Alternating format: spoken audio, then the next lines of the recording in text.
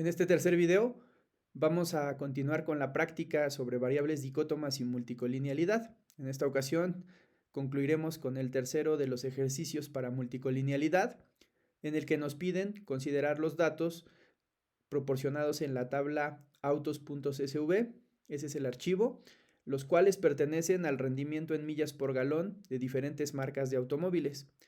Las variables incluidas dentro de la base de datos son las siguientes: mg, que representa las millas por litro; disp, que representa el desplazamiento; hp, que representa los caballos de fuerza; wt representa el peso del automóvil por cada 1000 kilos; y acc representa la aceleración. Aquí nuestra variable dependiente son las millas por galón o el rendimiento. Vamos a ver de qué depende el que un auto tenga un mayor o un menor rendimiento en función de las 4 variables restantes. Lo que nos piden es importar los datos y construir el modelo. Para fines empíricos, el modelo de regresión se representa de la siguiente manera. Tenemos aquí nuestro modelo en función de las 4 variables ya mencionadas, y lo primero es identificar la multicolinealidad. Como primer paso, lo que tenemos que hacer evidentemente pues es importar los datos.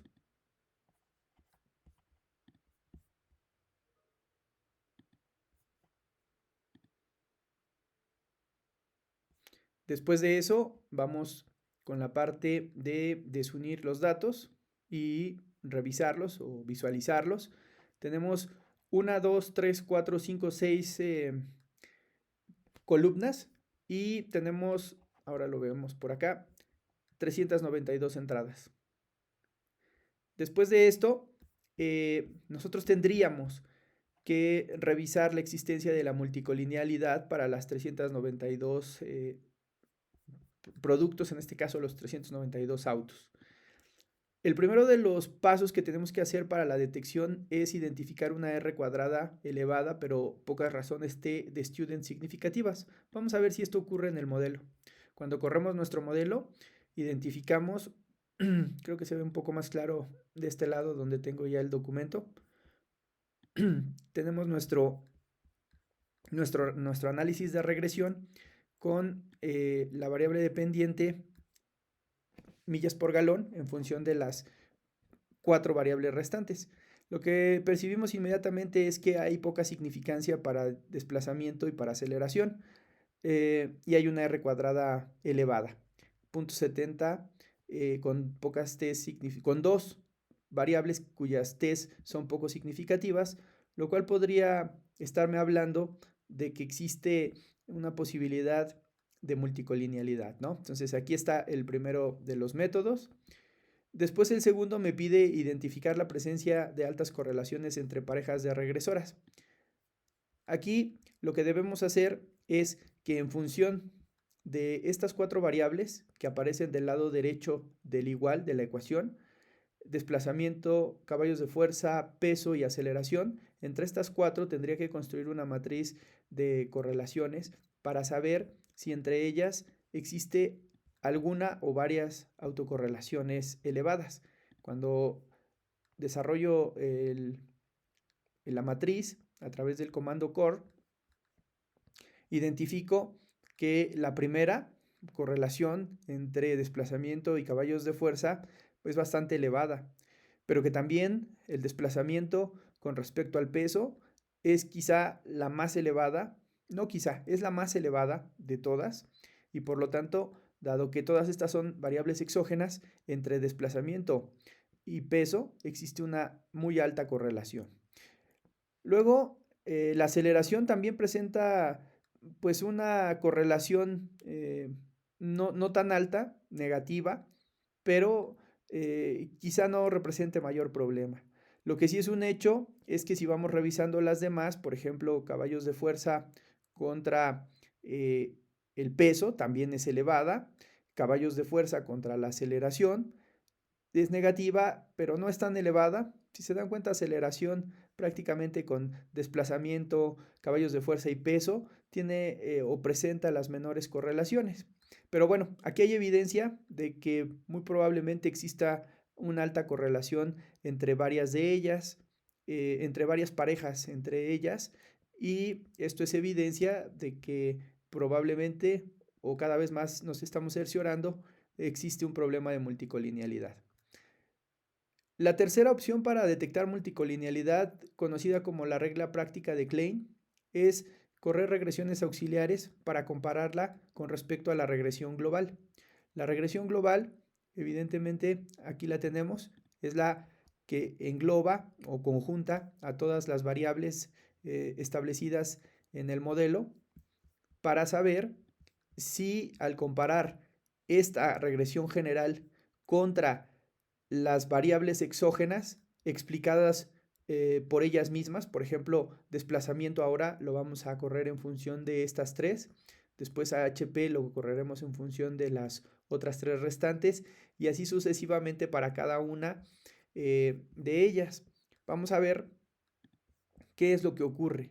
Tendríamos que identificar aquí perfectamente el coeficiente de determinación. Si esta R cuadrada, que en este caso es de 0.707, ¿habría algún problema si ahora que haga las combinaciones de estas otras regresiones exclusivamente con las variables exógenas, alguna o algunas resultaran tener un mayor poder explicativo? Eso también sería evidencia de un posible problema de multicolinealidad. En el primer caso vamos a explicar al desplazamiento en función de 1, 2, 3 variables y bueno, vamos a ver qué resultados nos presenta. En este caso, fíjense, el resultado es muy notorio en cuanto a que resulta que la del desplazamiento en función de las tres variables restantes es estadísticamente muy significativo. Tiene una R cuadrada muy elevada, lo cual quiere decir que existe aquí por el hecho de tener un coeficiente superior a la R cuadrada global, ya hay evidencia de multicolinealidad. Lo ideal, o mejor dicho, lo que debería ocurrir en presencia de inexistencia de multicolinealidad es que estos coeficientes de determinación debieran ser menores que el modelo de regresión global, que sería el que incluye a todas las variables, ¿no? Entonces aquí ya hay una primera evidencia de que existe multicolinealidad. Si corremos el segundo modelo HP en función de las otras tres restantes, pues vemos un 0.887 que también es más elevado que el primero, que corresponde a 0.707. Entonces ahí hay una segunda evidencia de multicolinealidad. Para el tercer caso, 0.903, también hay evidencia de multicolinealidad. Y fíjense cómo desde hace rato que estamos viendo que aceleración no tiene mucha correlación, al correr la regresión, esta es la única que no supera a la R cuadrada global. Entonces, lo que podemos concluir es que las tres regresiones auxiliares 1, 2 y 3, o las primeras tres que hemos corrido, presentan una mayor coeficiente de determinación, una mayor bondad de ajuste, y por lo tanto, esta es evidencia de que existe multicolinealidad. Una vez que hemos detectado estas tres formas para comprobar la multicolinealidad, podemos también utilizar una cuarta que es el índice de condición o factor de incremento de varianza e índice de tolerancia. En específico vamos a utilizar el factor de incremento de varianza o BIF en su terminología en inglés. Necesitamos descargar, como ya veíamos en el video anterior, la librería CAR para que funcione sobre el modelo completo. Esto es muy importante mencionarlo. Esta aplicación del factor de incremento de varianza se hace sobre el modelo completo en la primera ocasión. Cuando nosotros lo hacemos sobre el modelo general, lo que vemos es que tanto el desplazamiento como los caballos de fuerza, como WT y la aceleración están ligeramente por encima de nuestro índice o de nuestra regla práctica, que es 10.0. En este sentido, el que está más por encima es el desplazamiento y en segundo lugar el peso. Los caballos de fuerza y la aceleración están dentro. Así que el procedimiento a través del factor de incremento de varianza sería este. Aquí podemos identificar que al menos en estos dos existe una multicolinealidad que podríamos determinar, ahora les platico porque eso también lo habíamos visto en alguna de las anotaciones de nuestro cuestionario, que nosotros podemos tener multicolinealidad moderada, multicolinealidad severa y multicolinealidad grave. Entonces vamos a ver rápidamente aquí esta tabla que les refiero.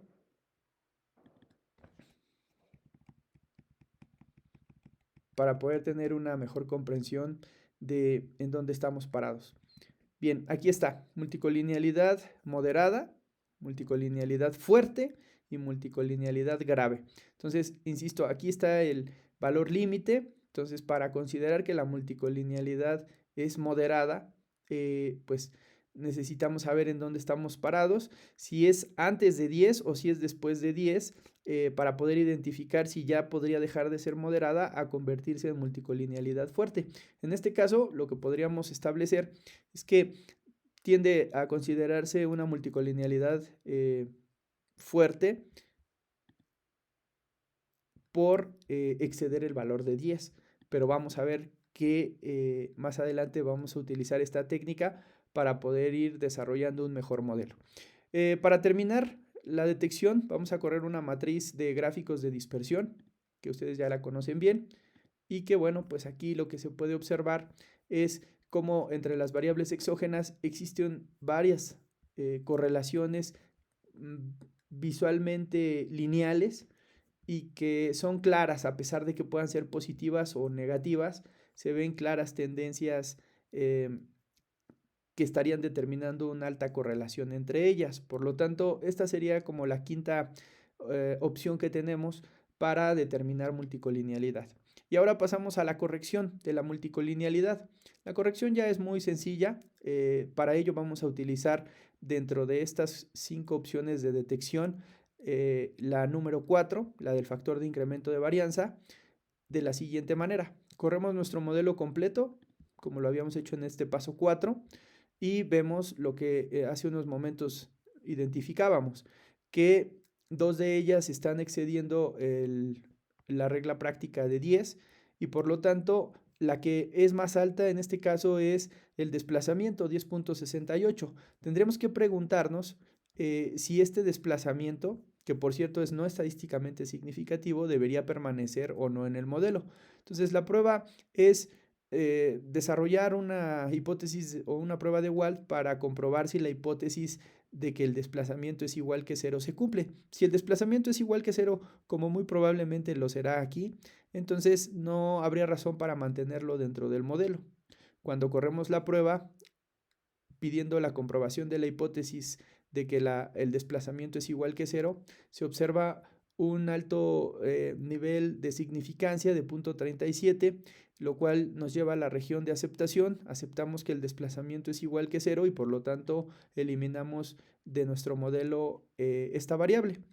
Una vez que hemos hecho eso, corremos el siguiente modelo ya sin considerar, es decir, copiamos prácticamente todo este modelo, lo pegamos acá, le llamamos modelo 2, pero ahora lo único que va a cambiar es que vamos a eliminar desplazamiento. Cuando eliminamos desplazamiento, obtenemos este modelo número 2 o esta regresión número 2, en donde vemos que aceleración sigue siendo no estadísticamente significativa y el coeficiente de determinación es alto. Vamos a ver si aplicando el factor de incremento de varianza sigue persistiendo este problema. Entonces, miren, ahí prácticamente ha desaparecido, ya diríamos que no hay multicolinealidad, pero sí que está presente esta situación de si mantener o no la variable aceleración, dado que no es estadísticamente significativa. Entonces, lo que se procede es igual que en el paso anterior, se procede a desarrollar una regresión, mejor dicho, una prueba de hipótesis lineal, una prueba de Wald, para preguntar o para desarrollar la prueba de que la aceleración es igual que 0. Si esto tiene significancia o no, me determinará el que la aceleración deba permanecer o deba ser eliminada del modelo. A la pregunta de si la aceleración es igual que 0, la respuesta es contundente. Se acepta que aceleración es 0 y por lo tanto no debe permanecer en el modelo. De esta manera, nosotros podemos entender o identificar que tanto desplazamiento como aceleración deben salir de la explicación del modelo, con lo que nos quedaríamos con un modelo para la explicación de las millas por galón, es decir, eh, ¿cómo le llamamos? Rendimiento. Es decir, que si el rendimiento, ¿de qué depende? El rendimiento depende básicamente de estas dos variables, de la aceleración y del peso. Si lo piensan es muy lógico, ¿no? El rendimiento de un auto se mide principalmente en el peso que debe desplazar y la aceleración, ¿no? Cuánto combustible se consume en este efecto de acelerar el automóvil, son las dos variables que estarían resultando mayormente significativas. También quiero que noten algo interesante. En los modelos anteriores, déjame ver si lo puedo hacer aquí muy rápido, vean el coeficiente de determinación de donde partimos, 0.707, y vean en el que terminamos, 0.70.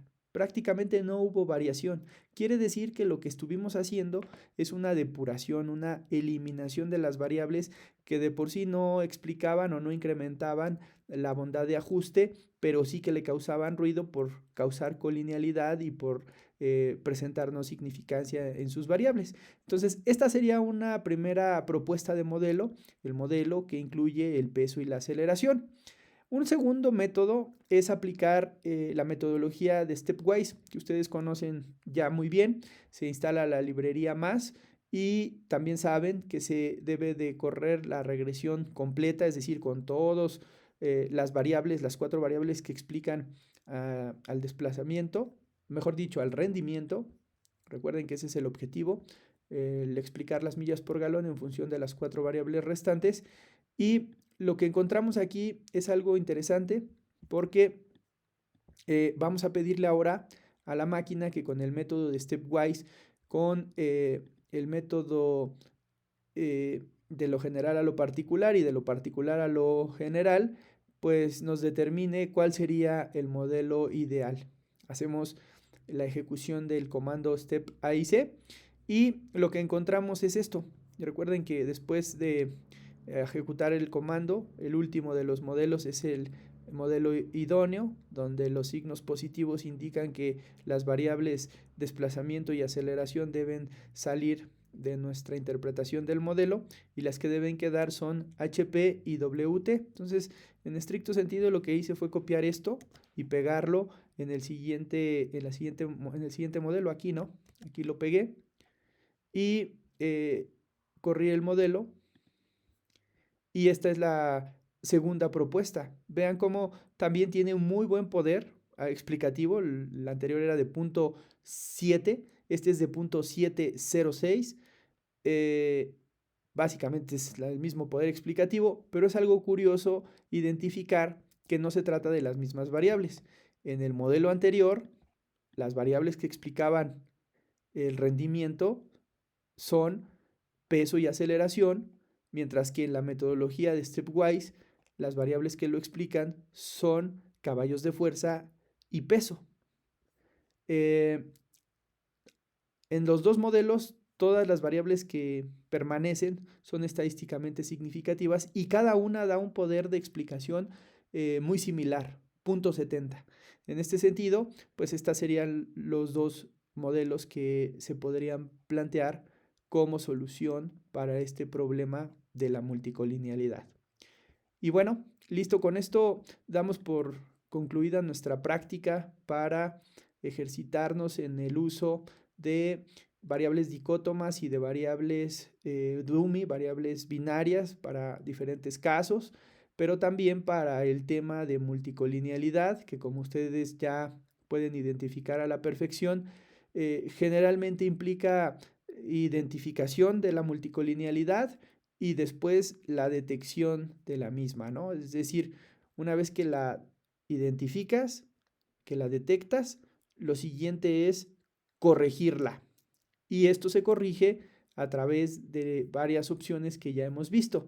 En este caso no utilizamos otras opciones como es aplicar transformaciones, en donde se puede incluir la diferencia logarítmica o las tasas de crecimiento, o la otra técnica que vimos en el ejercicio anterior de relativizar, es decir, dividir entre una variable común.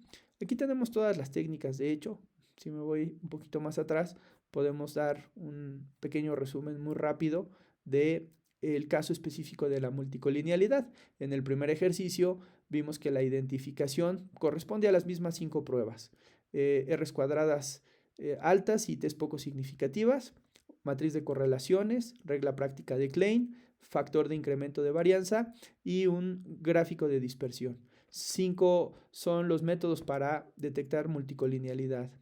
Luego, para la parte de la corrección, uno de los métodos para corregir era transformar variables, primeras diferencias, eso ya lo hicimos, pero también relativizar, como lo mencionaba hace ratito. Y ahí vimos dos métodos diferentes a los que ahora hemos también aprendido en este tercer caso. Entonces, repito, uno de los métodos es aplicar diferencias, que quizás sea el más utilizado en series de tiempo, en el análisis de regresión. Luego viene el de relativizar, que este es menos común, pero también puede servir para resolver el problema de la multicolinealidad. Y hay otra opción, déjame ver porque aquí puse A. Claro, eliminar las variables causantes de dicha multicolinealidad. Este se puede entender como el primero que utilizamos para esta práctica, para este ejercicio número 3. Cuando tú eliminas variables, ¿cómo lo haces? ¿O a través de qué condición, de qué parámetro? Bueno, esto se hace a través del factor de incremento de varianza. Entonces, el primer método, que sería eliminación de variables causantes de multicolinealidad, utiliza el factor de incremento de varianza para irlas eliminando. Otra opción puede ser transformar las variables. Una tercera opción es relativizar. Y ya hablando del segundo caso, este que acabamos de resolver, en las formas para corregir la multicolinealidad, vuelve a aparecer la eliminación de las variables causantes de multicolinealidad. Como ustedes vieron, a través del factor de incremento de varianza, se va tomando como ese parámetro a quién debe quedar fuera o quién debe quedar eliminada del modelo. Otro de los métodos es el stepwise. El stepwise, ya lo saben, es un algoritmo que en función del criterio de información de Akaik puede ir descartando las variables que no presenten la significancia, y en función de ello puede presentar pues el mejor de los modelos, que en este caso resultó ser el que aparece ahí en la pantalla. Entonces, hay múltiples formas de resolver este problema de la multicolinealidad y hemos practicado todas y cada una de ellas. Así que, pues muchas gracias por ver este video.